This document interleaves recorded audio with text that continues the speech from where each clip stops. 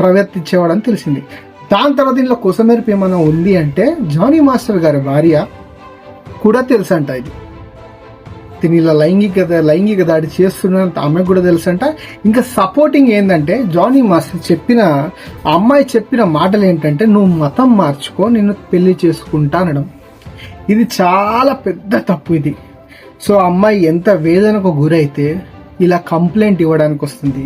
ఇక కట్ చేస్తే కంప్లైంట్ ఎక్కడ ఇచ్చింది అది మనం తెలుసుకున్నాం.